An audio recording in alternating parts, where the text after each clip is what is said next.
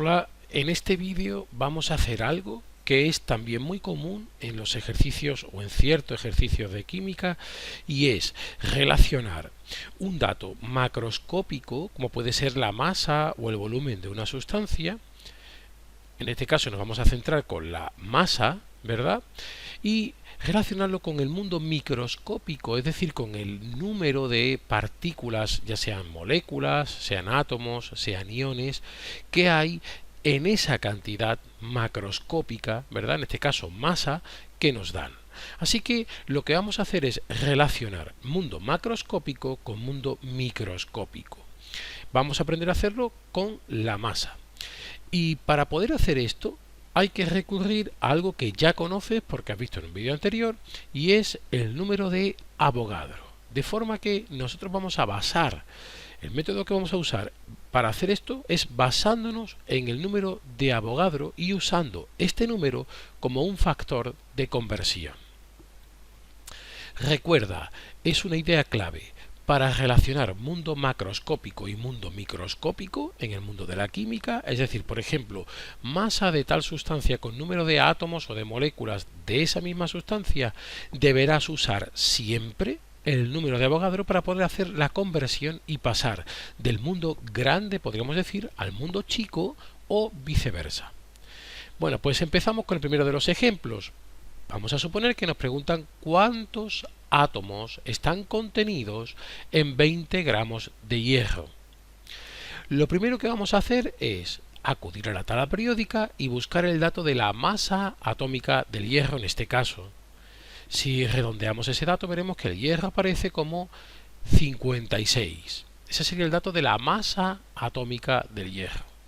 Ni que decir tiene que para nosotros serían 56 gramos partido por mol. ¿Qué vamos a hacer? Bueno, pues primer paso siempre, convertimos la masa en mol, porque va a ser como el paso previo para poder después aplicar el número de Avogadro. Así que el primer factor de conversión serían 20 gramos de hierro y recuerda, usamos el dato de la masa atómica como factor de conversión, pero vamos a poner mol arriba para poder, podríamos decir, simplificar los gramos. Así que tendríamos un mol son 56 gramos. Si tienes la precaución de tachar las unidades, las que están arriba y abajo en este caso, verás que te va guiando el proceso en qué paso estás del ejercicio. Ahora mismo estamos en mol, que sigue siendo un concepto macroscópico. ¿Cuándo voy a pasar entonces al mundo microscópico? Cuando use el número de Avogadro, y este va a ser el siguiente factor de conversión. Recuerda que un mol, igual que era una docena eran 12 cosas, un mol también era el número de Avogadro de cosas. Ese es el siguiente factor de conversión, fíjate. Pero ponemos mol abajo. ¿Por qué? Porque de esta forma podemos simplificar la unidad mol y nos quedarían, ahora sí, átomos. Estamos queriendo calcular átomos de hierro. Recuerda que estas cosas, el 6,022 por 10 elevado a 23, que era el número de Avogadro, hacía referencia a cosas muy pequeñas, en este caso átomos. ¿De quién? De hierro. Fíjate que al tachar, ¿verdad? Al simplificar las unidades que tenemos arriba y abajo, ya nos dice nuestro ejercicio que estamos en el mundo pequeño, que estamos calculando átomos. Por lo tanto, bastaría con hacer la cuenta. Habría que multiplicar todo lo de arriba entre sí y dividirlo por lo que tenemos abajo, es decir, nos va a quedar 20 por el número de Avogadro entre 56. Cuando hagas esta operación verás que obtienes un resultado de 2,15 por 10 elevado a 23 átomos de hierro. Ya estaría hecho este ejercicio, ya habríamos pasado de una unidad, digamos, una magnitud macroscópica como la masa a otra microscópica como el número de átomos. Vamos a hacerlo ahora para otro compuesto distinto. Aquí tenemos ahora que nos preguntan cuántas moléculas de óxido de plomo 4 tienen una masa de 17,5 gramos de ese mismo compuesto. Fíjate que aquí tenemos el primer problema que nos vamos a encontrar, que es muy común. Debemos saber formular el compuesto, el óxido de plomo 4. Vamos a suponer que sabemos hacer esto, ¿verdad?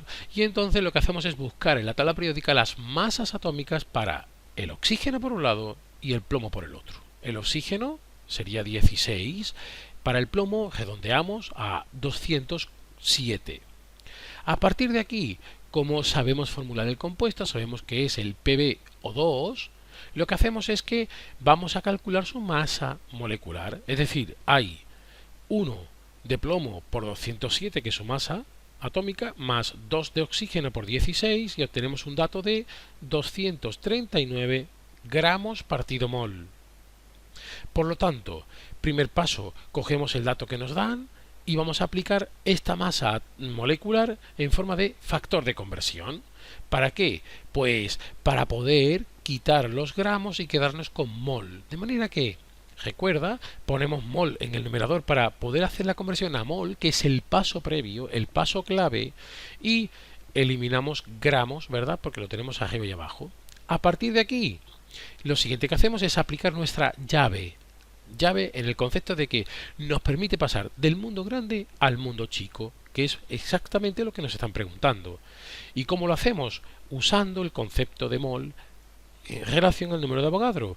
Lo mismo que hemos hecho antes. Ponemos ahora mol abajo, un mol, que sería en este caso 6,022 por 10 elevado a 23 moléculas. Cuidado, ya no son átomos, son moléculas, porque el compuesto que me dan es una molécula.